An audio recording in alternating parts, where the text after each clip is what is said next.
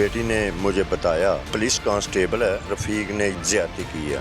मेरे साथ चचा ने भी ज्यादती की है। ज्यादती की? नबीला ने उसी टाइम क्यों नहीं बताया? आप तो फिर रजामंदी से हो रहा था ना। अल्ट्रासाउंड में 2 माह की आमला थी, बच्चे का डीएन करवाया।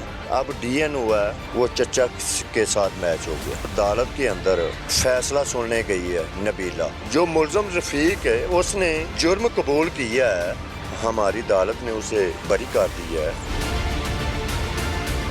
नबीला ने अपने ऊपर पेट्रोल फेंका, आग लगाई।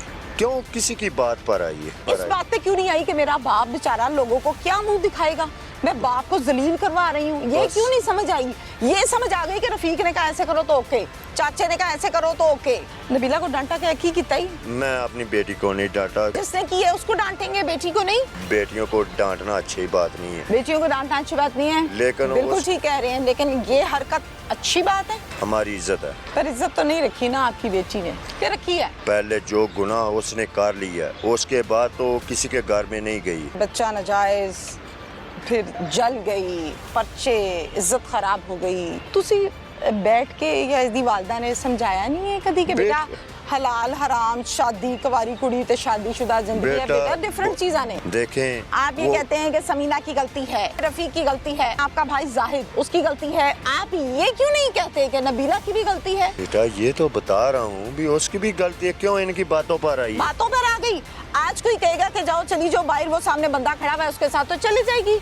या कि आपको बताएगी कि अबू जी मैंने आज गलत गल कर देने वरगला देने। ये मोहम्मद रफीक भी उसके साथ जिना में मुलव्वस रहा है। उसके नतीजा में ये 2 हफ्ते की हामला भी हो चुकी थी। जो बच्चा पैदा हुआ ताकि डीएनए जो है वो कलेक्ट हो सके बच्चे का। रिपोर्ट क्या बताती है किसका बच्चा है? रिपोर्ट आई, अरेस्ट हुआ था एक्यूज्ड रफीक, उसके साथ वो मैच नहीं की। एक जो है जाहिद जो है जो रिश्ते में चचा है जी, जो PFSA ने रिपोर्ट दी, उन्होंने कहा कि ये बायोलॉजिकल फादर जो है वो ये जाहिद है।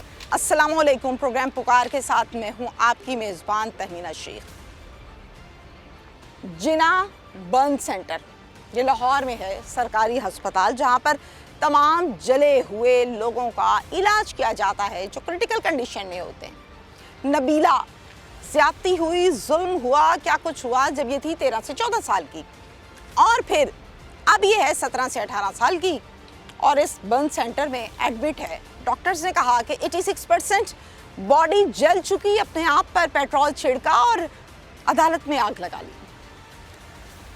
आप भी ये कहते हैं 15-20 दिन हो गए हॉस्पिटल में रहते हुए कि 71% इनकी बॉडी जो है वो अब हो गई है, रिकवर हो रही है। बोल नहीं सकती, इशारा करती है। किसने ज्यादती की, किसके नाजायज बच्चे को जन्म दिया और किसके पीछे अपने आप को आग लगाई, ये सब आपको दिखाते हैं। जावेद इकबाल साहब मौजूद है मेरे साथ, जो कि नबीला के वालिद साहब हैं। जब इस बच्ची के साथ मसला बना था तब उम्र थी 13 से 14 साल और इस टाइम है 17 साल की। ये बाप, इसकी बीवी यानी कि नबीला की माँ, ये दोनों हॉस्पिटल में हर टाइम अपनी बेटी के पास एज अटेंडेंट उसकी निगहदाश्त कर रहे हैं, उसका ख्याल कर रहे हैं। क्या नाम है आपका पूरा? जावेद इकबाल। जावेद इकबाल। जावेद इकबाल साहब कितनी उम्र है? तकरीबन 40-42 साल। जब ये सब क्या बनी नबीला के साथ, मुझे बताएं जरा तसल्ली के साथ, और माइक ऊपर करें। चलें। 6/5 को मोहम्मद रफीक पुलिस कांस्टेबल है, उसकी सिस्टर हमारे घर मेडिसिन लेके आई थी। मेरी बीवी ने मैंने कॉल करके बुलाया, मैं घर आया तो किस चीज़ की मेडिसिन? वो प्रेग्नेंट हो चुकी थी। अच्छा। रफीक के नुक्ते से। अच्छा जी। आया कि मेरी बीवी ने कॉल करके मुझे घर बुलाया, मैं घर आया तो रबीना जी रफीक दी सिस्टर मेरे घरों बाहर निकल के जा रही थी। रुबीना की कितनी उम्र है? तकरीबन को 28-30 साल होगी। अच्छा। फिर मैंने फिर ऐसे किया, अपनी बीवी से पूछा, अपनी बेटी से पूछा, बेटी ने मुझे बताया क्या? मेरे साथ रफीक ने ये ज्यादती की है। मैं थाना गंडा सिंह FIR करवाई। ये हम बात कर रहे हैं जब ये 13-14 साल की थी जी। मैं FIR करवाई, तमाम मेडिकल करवाए। अल्ट्रासाउंड में 2 माह की आमला थी। जब इन्होंने 13/5/22 को DN करवाया उस वक्त तो क्लोथ कर चुका था, डीएन आना ही थी नहीं था। उसके बाद कितने अरसे के बाद करवाया? यानी कि उਦੋਂ ही करवा लिया ना, अभी 13 तारीख को। ठीक है। उसके बाद जब बच्चा पैदा हुआ, चिल्ड्रन हॉस्पिटल बच्चे की डेथ हुई। यानी बच्चा पूरे 9 माह पैदा रहा और फिर बकायदा पैदा हुआ। हाँ जी, ठीक है। बच्चा फौत हो गया चिल्ड्रन हॉस्पिटल के अंदर। पैदाइशी तौर पे या पैदा होने के बाद? पैदा होने का 1.5-2 माह बाद, यानी कि बीमार था। हॉस्पिटल में रहा 1-1.5 माह? हाँ जी। क्या इशू था? वो पता नहीं क्यों बीमारी थी, वो हम बचाने की कोशिश करते थे। बेटा था बेटी? बेटा था। अच्छा, और माँ ठीक थी? नायला ठीक थी? हाँ ठीक थी। अच्छा। तो जब बच्चा फौत हुआ, डीएन मैं अदालत में लै गया, उन्हें किया बच्चे का डीएन करवाया। डीएन रिपोर्ट जी वो नील आई। आया कि क्या हुआ भी मोहम्मद रफीक जो पुलिस कांस्टेबल है, तो मेरा भाई जाहिद, ये दोनों दोस्त थे। आपका भाई जाहिद यानी कि नायला का चचा या ताया?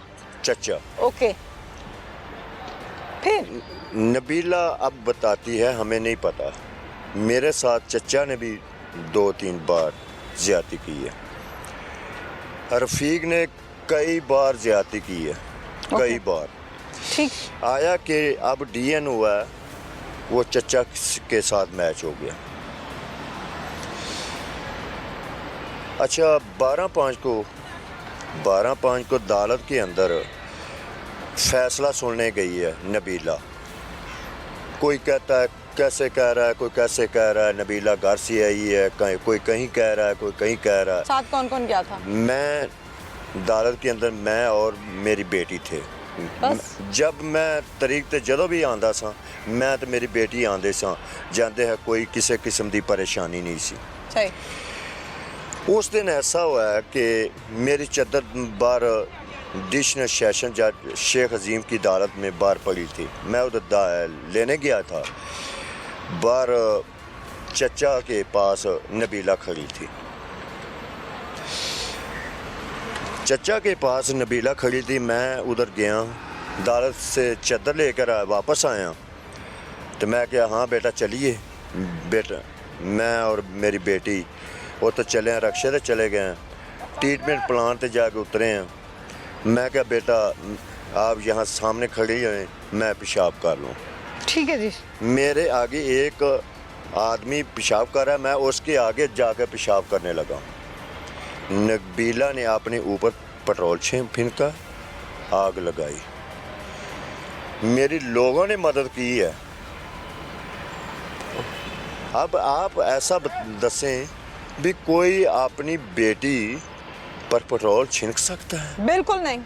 नहीं ना छिड़क सकता। बिल्कुल नहीं। ये तरह तरह की बातें हो रही हैं। हमारी बच्ची की जान खतरे में है, हमारे साथ ज्यादती हुई है, अब भी ज्यादती का बायस बना हुआ है। उन नबीला अब ठीक होगी, फिर ही बताएगी ना भी मुझे किसने पेट्रोल दिया है, पेट्रोल और माचिस किसने दी है। हमें क्या पता है, मुझे पूछ रहे हैं। कौन पूछ रहा है? तमाम तरह तरह की बातें कौन पूछ रहा है? लोग हमारे गांव में तरह तरह की बातें बोलने दें। और कौन पूछा? और किसी ने नहीं। सरकारी इदारे ने पूछा? नहीं, मैं हमें किसी सरकारी इदारे ने नहीं अभी तक पूछा। आप मोहल्ले की बात कर रहे हैं? हाँ तो जी। करने दें लोगों को बातें, लोग तो बातें ही करते हैं। क्योंकि हमारी इज्जत का मसला लोग है। किसी पे चादर देके उसको ढकते नहीं है, उसकी चादर उतार के उसको नंगा करते हैं। हाँ जी। आपको पता है इस बात का? छोड़े इन बातों को, मुझे ये बताइए कि इस टाइम फिर नबीला मैं की आपको एक ऐसी बात बताता हूँ, जो मुल्ज़म रफीक है उसने जुर्म कबूल किया है, जुर्म कबूल किया है, हमारी अदालत ने उसे बरी कर दिया है। वो खुद इंकशाफ कर चुका है। हमें कहता था 2-3 किले ज़मीन ले लो, 2-3 एकड़ ज़मीन ले लो, 40-50 लाख रुपया ले लो, हम हमसे सुलह कर लें। हमने कहा हम तुम्हारी ज़मीन पर और तुम्हारे पैसों पर थूकते हैं, ठीक है ना? ठीक है। इज्जत से बढ़ के कोई ऐसी चीज़ नहीं है, इज्जत से बढ़ के कोई ऐसी चीज़ है तो हमें बताएं। ठीक कहते हैं आप। आपके घर पर कौन कौन रहता है? मैं मैं, मेरी बीवी, बच्चे हैं मेरे 4 बच्चे हैं, एक बच्ची मेरी शादी